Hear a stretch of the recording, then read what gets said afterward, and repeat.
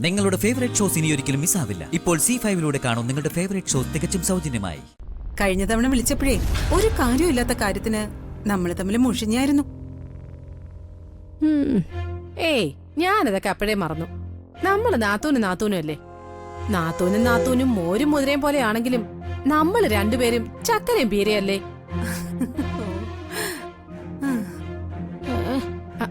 അതൊക്കെ പോട്ടെ, എന്താ നാത്തൂനെ വിളിച്ചത്? കാളകൂടെ വിഷം.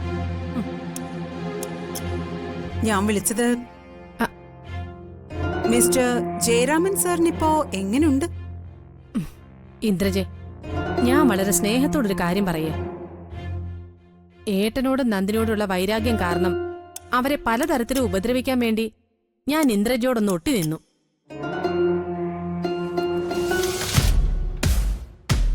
ഒടുവിൽ ഗുണ്ടകളെ കൊണ്ട് ഏട്ടനെ കൊല്ലിക്കാൻ കൊട്ടേഷൻ കൊടുത്തതിനും എന്റെ മൗനസമ്മതം ഉണ്ടായിരുന്നു. പക്ഷേ ഗുണ്ടകൾ ഏട്ടനെ ഉപദ്രവിക്കാനേ ഞാൻ കരുതിയുള്ളൂ. ഇന്ദ്രജ ഏട്ടനെ കൊല്ലാനാ ശ്രമിച്ചത്. സാവിത്രി വീണ്ടും പഴയ പല്ലവി ആവർത്തിക്കുകയാണോ? ഏട്ടൻ ഹോസ്പിറ്റലിൽ കിടന്ന് മരണത്തോട് പൊരുതുന്നത് കണ്ടപ്പോഴാ ഞാൻ രക്തബന്ധത്തിന്റെ വില മനസ്സിലാക്കിയത്.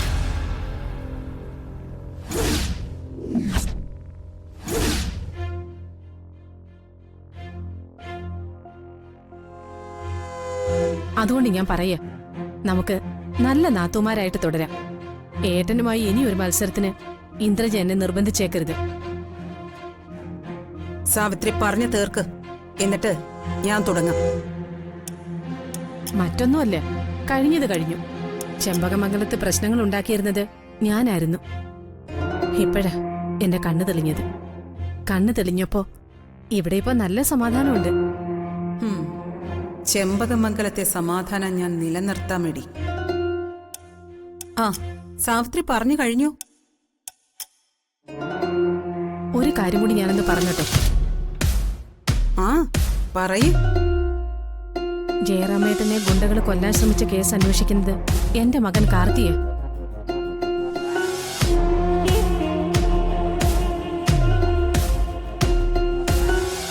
ഇന്ദ്രജയ ഏട്ടനെ കൊല്ലാൻ കൊട്ടേഷൻ കൊടുത്തതെന്ന് കാർത്തി അറിഞ്ഞ അവന്റെ സ്വഭാവം അറിയാലോ.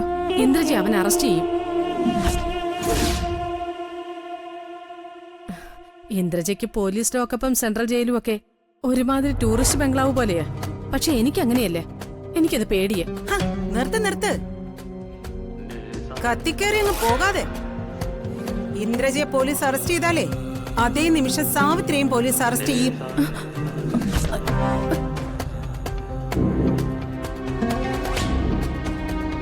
കൊട്ടേഷൻകാരെ കൊണ്ട് ഞാൻ ജയരാമനെ കൊല്ലാൻ ശ്രമിച്ചു.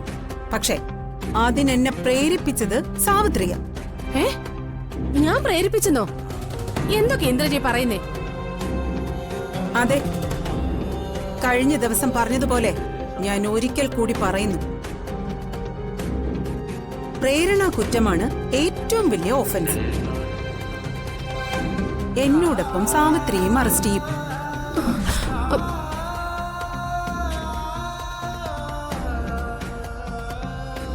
ഗുണ്ടകൾക്ക് ക്യാഷ് കൊടുത്ത് ആ കേസ് ഗുണ്ടകളുടെ പെടലിക്കും വെച്ച് ഞാനേ അങ്ങ് റാസൽ കൈമയിലേക്ക് പോവും. ഇന്ദ്രജ, ആ, അതുകൊണ്ട് ചെമ്പകമംഗലത്ത് സമാധാനം വേണോ അതോ എന്റെ വഴിക്ക് സാവിത്രി വരുന്നുണ്ടോ എന്ന് ഒരിക്കൽ കൂടി ആലോചിക്ക്. ഒരിക്കൽ ഞാൻ ഈ കാര്യം പറഞ്ഞതാ. കാലു മാറാതിരിക്കാൻ വേണ്ടി ഒരിക്കൽ കൂടി പറയുന്നു. ആലോചിച്ച് തീരുമാനിക്കും. ഹലോ ഇന്ദ്രജ,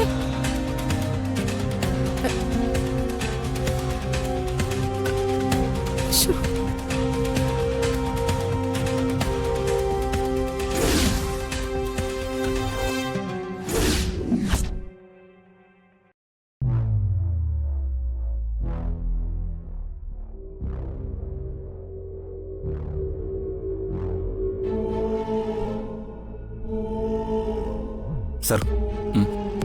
ആ ഡോക്ടർ, ഇവർ സാറിന്റെ ആരാ? ഇവരുടെ പേര് മൈഥിലി എന്ന്. ഇവരുടെ പേരിൽ വല്ല പോലീസ് കേസുണ്ടോ? പോലീസ് കേസൊന്നുമില്ല ഡോക്ടർ. പക്ഷെ ആ കുട്ടിക്ക് തക്കതായ എന്തോ പ്രശ്നമുണ്ട്. അവൾ വിഷം കഴിച്ചിട്ടുണ്ട്.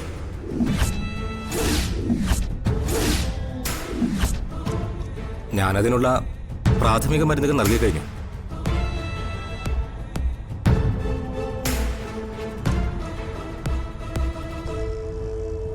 അല്ല, സാറി കുട്ടിയുടെ കാര്യത്തിൽ എങ്ങനെ വന്നുപെട്ടു? ഞാൻ ഡോക്ടറോട് നുണയൊന്നും പറയുന്നില്ല. ഇവള് മുമ്പ് എൻ്റെ ഭാര്യയായിരുന്നു.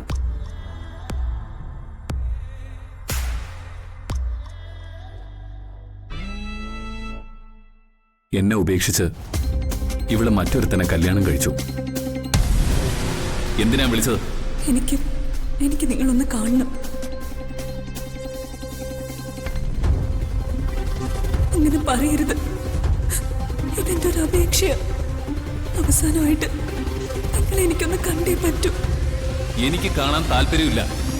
അവസാനമായിട്ട് ഒരു കാര്യം പറയാനാ. പിന്നെ എനിക്കത് പറയാൻ പറ്റിയെന്ന് വരില്ല.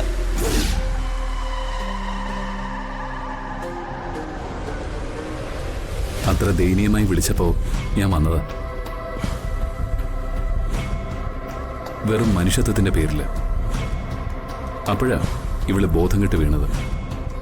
ഇവളുടെ ഇപ്പോഴത്തെ ഭർത്താവ്? അവൻ പോലീസ് കസ്റ്റഡിയില്ല. ഒരു അനാശാസ്യ കേന്ദ്രത്തിൽ നിന്നും ഒരു പെൺകുട്ടിയോടൊപ്പം അവനെ പിടികൂടി. ആ, ഇങ്ങനെ പോകുന്ന പെൺകുട്ടികൾക്ക് ഇത് തന്നെ അനുഭവം. ഏതോ കീടനാശിനിയാണ് കഴിച്ചിരിക്കുന്നത്. ആ, ഞാൻ പേഷ്യൻ്റെ അടുത്തേക്ക് ചെല്ലട്ടെ. Okay doctor.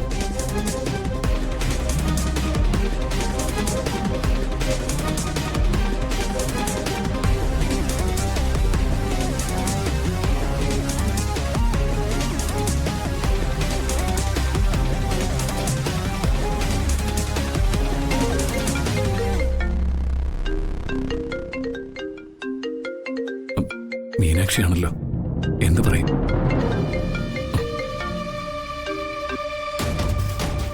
ആ, മീനാക്ഷി. ACP തിരക്കിലാണോ? ഏയ് അല്ല. ഡ്യൂട്ടിയിലാണോ എന്നാ ചോദിച്ചേ. പിന്നെ ഡ്യൂട്ടി ചെയ്യാൻ വേണ്ടിയല്ലേ ഞാൻ ഓഫീസിലേക്ക് വരുന്നത്.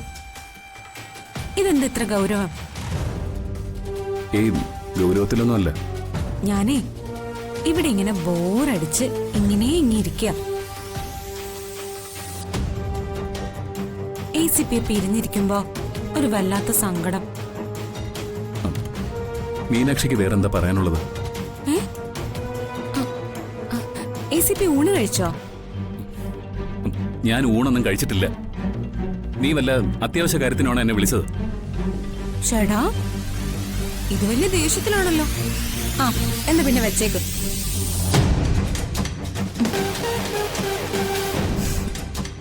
ഇയാള് ചില നേരത്ത് കടുവയാ, അമറും. ഡൗൺലോഡ് ചെയ്യൂ C5 ആപ്പ്. കാണൂ എല്ലാ എപ്പിസോഡുകളും സൗജന്യമായി.